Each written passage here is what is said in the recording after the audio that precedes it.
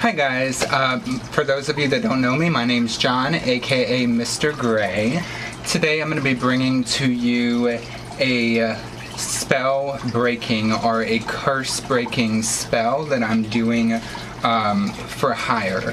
So basically, I can't say all the information about this, but somebody had magical workings placed on them to cause a number of different things to happen. So I am working today to actually break this curse, to break the magic, kind of do a spiritual cleansing and protection for this person, not only so that they are cleansed of any kind of negative energies, negative mojo that might be affecting them, but they're also protected so that nothing else can come back in should anybody or anything decide to do more work. So, as you guys know, or you might know, I like to go really in depth. I got a lot of questions about the last spell and a lot of positive feedback that it was so in-depth and a full walkthrough process. So that's what we're going to do today. Go ahead and click subscribe so that you're notified of our future videos. Also check out a new channel that I'm starting up called Gray Witch Tarot. You can also find me on Facebook at Gray Witch Tarot, where I do live, free and paid, donation-based tarot readings every day. So let's go ahead and jump into it. So I'm filming this video on Litha. Happy Litha, or late Litha to you guys. I tore down and completely cleansed my altar, so I'm working with a whole new space. I've got some prosperity going over here, some protection. So let's go ahead and jump into this spell. So the first thing I'm doing is I'm working with this basic 7-day candle. The reason these are called 7-day candles or jar candles is because they typically take 7 days to burn if you leave them going 24/7. So sometimes a little bit longer, you might get lucky and get some quicker burning out of these. So I'm going to be using my working knife, okay? Working knife is a little bit different than your athame because it works, because you actually use it to cut, to clean, to carve, to do all of your magical workings. So I don't like for any stickers to be on my candles. I like everything to be cleansed. There is no reason to have any writing other than the spells writing on these candles, no barcodes or anything like that. So, alright, I got my candle set. I am going to go ahead and set my space. I love to get the space set with some nice incense and things that just really get me in the mood to do magic. I feel that magic and doing spells is a lot about getting yourself into a certain vibration, into a certain mood, so that you have an altered state of consciousness and you have an altered energy about you so that you can do this working. So we're going to light some of our frankincense and myrrh.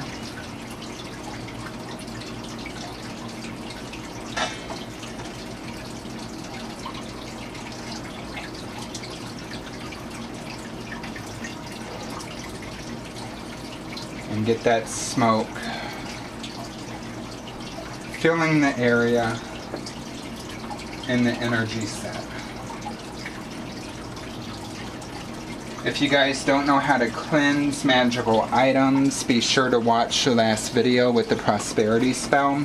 That gives a complete walkthrough of like cleansing and wiping down your items. So a lot of this stuff has already been cleansed and reset before I started. So for the basis of this, I'm going to basically cleanse my candle that I'm working with, and I'm going to cleanse the pen that I will be writing with and the paper that I am writing on. The paper I'm writing on is a photo of the person. Obviously, I'm not going to show that here for privacy reasons, but it is a photo, and I'll be doing kind of a petition, a request, a command on the back of this photo that the candle will be set on.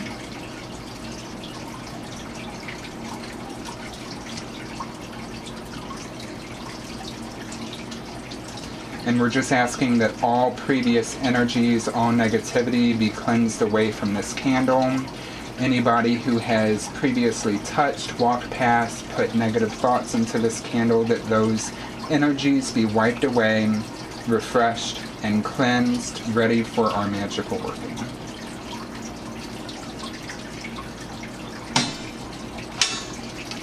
cleanse this pen, rid it of any previous energies, any negativities that may have gone into this pen in any previous work, and erase any previous workings from the energies of this pen. And we're set. All right. So, most important part of magic, guys, is the intent. Okay, the intent behind the magic. What are we trying to do? What do we want to make happen? What do we want to change? Furthermore, do you have any spirits, guides, gods, goddesses, deities that will be helping with this spell? So I am actually calling on Hecate. So at the top of my petition, I am writing Hecate. And then I'm going to write. Alright guys, so I have my petition written on the back of this picture. This is going to be placed under the candle, as you'll see coming up. I like to do petitions and actual written spells along with the candle magic that I'm doing. This is a little bit more complex than traditional candle magic, but it's candle magic nonetheless. Hecate, may their energy be cleansed, may their spirit be cleansed, may their mind be cleansed, may their body be cleansed. I cleanse and cast away any curses and magical workings cast against person's name, date of birth. I banish their energetic webs that bind. I free her energy and free her mind and call on protection from all harm. No one may touch, no one may control. These words we demand, so shall it be. And we have that placed here.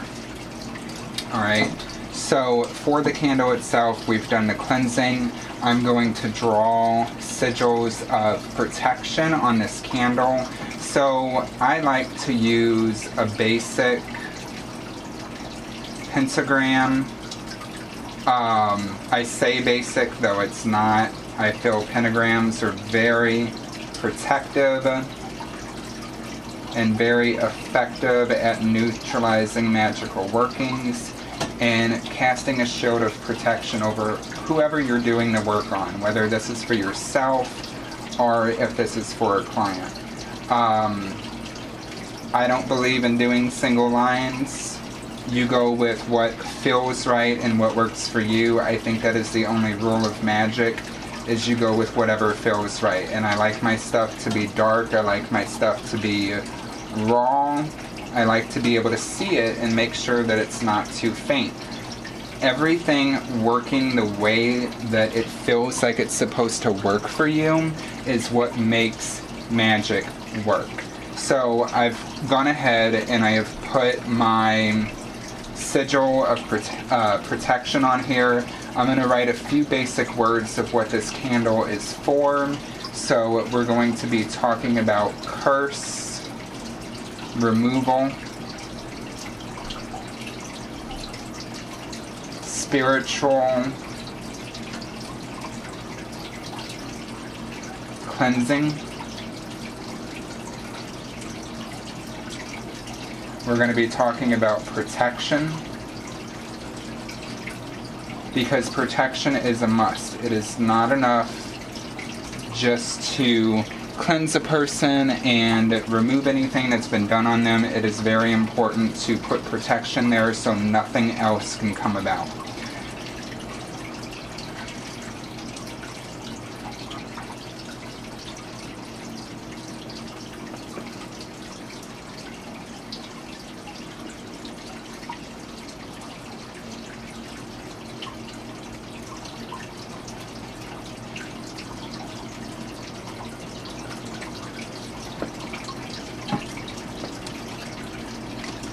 Alrighty guys, so I'm not going to tell you everything that I put on there, because like I said, it's for protection and to keep the person's identity to themselves, make sure that no information is getting out. But I wrote a whole bunch of stuff on the back of the candle, and I finished the candle off with a couple different symbols that I feel like would correlate to the spell, such as the power of 3 times 3, a heart for love, for self-love, for healing. I went ahead and I did the reversal symbol with a counterclockwise spiral to undo the work that has been done.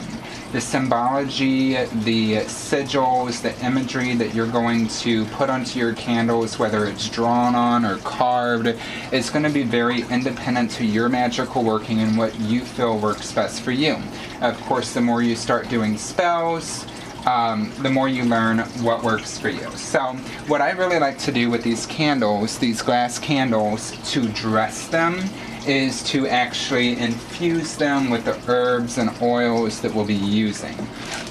So we're going to go ahead and grab a little incense stick here. And what we're going to do is we're going to put 3 holes kind of down the middle of the candle, down the wax. We want to create space to where we can stuff down herbs and oils and get the wax infused with the energies of the spell. Okay guys, so we're ready to start doing our work here. So this is called dressing the candle. Normally you would dress a candle, a normal wax candle, by rolling it in oil and rubbing it down or rolling it through the herbs that are going to correlate with your spell. But whenever we have jar candles, obviously, you know, we can't really roll those through. It's not going to touch the wax. So we're just going to go ahead and poke some rather deep holes straight down the wax of the candle that we can have the herbs go into and the oils go into. I'm perfectly fine with some residue of this incense sticks going into this because it's frankincense and myrrh, which are very protective and cleansing herbs. So I want to make sure those are nice and deep and wide enough to get things in. So as you can see,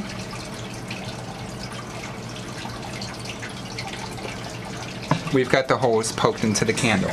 Now's the fun part, guys. So we're going to be using selenite oil. So this is my homemade selenite oil. It's got a whole bunch of different herbs in it and dissolved selenite crystal, obviously used for cleansing and protection. And we're just stating that intention, right? We're stating the intention that there is cleansing and protective energies that is going on to this person, that they're being wiped clear and wiped free of any negative work, any curses that have been cast on them, any bad magical doing. I kind of re-poke the holes to drive the oil down in there and make sure everything is getting filled up. I might even try to make them deeper and take that all the way to the bottom so the oil goes all the way through the candle, imbuing it with the energy. So we've got that. Beautiful. The next thing that I'm going to use, I'm actually going to use some Himalayan pink salt to put in this candle. And we don't want to overload the candle with too many things because it'll affect how it burns. But we're doing the Himalayan pink salt for self-love, for cleansing of the heart chakra, and to go into the protective and cleansing qualities of this spell. Everything that we're using has correlation to what is to be done. So next, even though we just used Himalayan salt, we're going to use black salt. I make this stuff myself, so it's pretty strong and it'll leave your hands kind of black and charcoaly. I'm going to do videos on how to make all of this stuff I use for my magical working, so just stay tuned for that. So we're adding the black salt here, and black salt with the right intention is really effective at removing curses and removing magical and energetic blockages that have been put on people.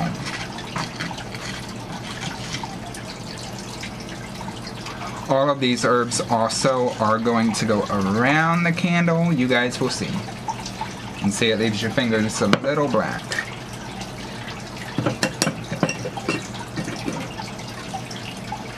Next, we're using dollar store cinnamon because why not Get your herbs for $1 when you can. I'm using cinnamon because cinnamon has a very strong psychic power. It's really good for love. It's really good for confidence in oneself. Making somebody feel very good about themselves. It's very powerful at cleansing and removing psychic attacks and psychic blockages, because cinnamon is such a psychic inducive herb that it'll help that person actually come into connection with their own intuition. Alright, so got a little oily mess going on here, that's fine. Next, we're going to do some basil, and we're doing basil. Basil is really good for prosperity, therefore it's really good for healing and having an abundance in the way of health. And a lot of this spell is going to be on healing this person's mind, healing this person's energy so that they're not under the illusion of another. Got it.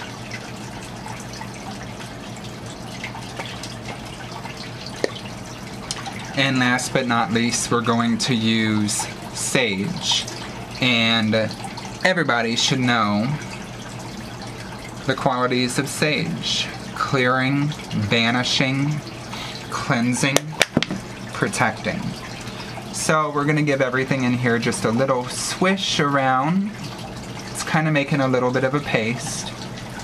And we're going to get it stuck into those holes that are in the candle here, if I can find them. There we go. And kind of get everything crammed down in there.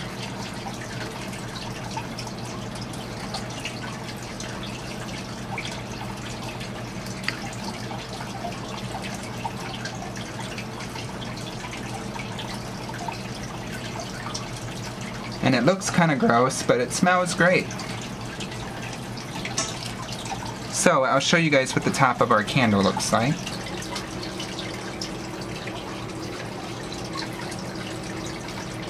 So I've decided to go ahead and add a couple drops of clove. The clove is good for protection, it's good for comfort, and for you as the caster, okay, I cannot stress enough, it has to feel magical. The way we connect with our magic and the way we connect with our spells is all about our feelings and our energy. So everything that we can get us in tune with the energy of the spell. If we're doing a spell for healing, we want to feel that healing. A spell for cleansing, we want to feel the cleansing. A spell for love, we want to feel the love. We want to be in that vibration. Make sure as you're working with your ingredients, your oils, your herbs, that you are also taking part and that you are smelling those things as well, getting yourself in sync with the energy of the spell. What I'm going to do next is I'm going to put a circle of black salt around this spell. Okay, so we want a pretty solid circle. Make sure that there's no breaks in it. Make sure that the whole spell is inside of this. And the purpose for this, not only are we protecting the person, but we are protecting the spell as we're going, right? In a sense, the spell is the person, the candle is the person. This is where all of our energy is picking up. All of our energy will gain momentum as the candle burns. And so we want to make sure that nothing comes into it and interferes with it. Therefore, we create a protective circle around this person. I'm going to do the same thing by adding the cinnamon to this circle.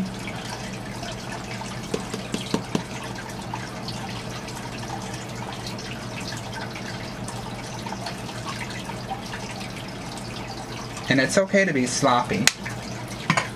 I am going to make sure that the petition is cleared off so that the writing can be seen and the writing can be read. And then every witch has a secret ingredient, and I am using mine.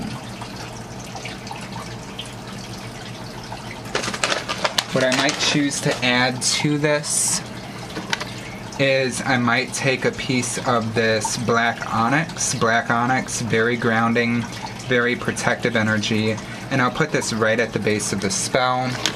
I'm also going to add 3 pieces of clear quartz, and I'm going to do it with the points facing outward, so the energy of this spell, when released, will push out. We are crystal grid, we are encased in salt and herbs, we have all of our incantations on the paper, all of our writing, all of our sigils, and all of our herbs and oils into the candle, which the top of it's actually still bubbling with air, which is kind of cool.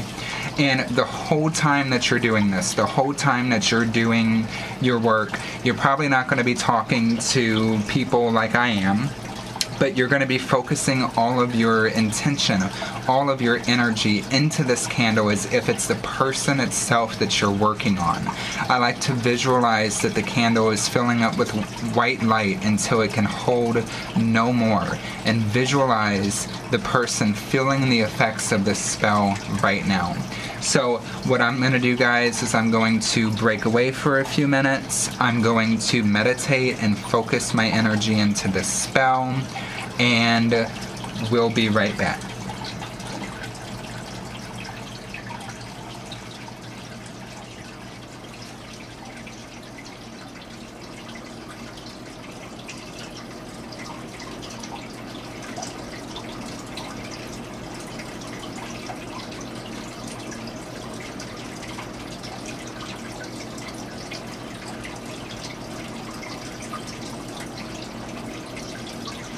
Alright guys, I'm back. I've done some meditation, I've done some concentration on this. Now that I've said my part and we have everything set, the only thing left to do is light the candle and get the spell officially started.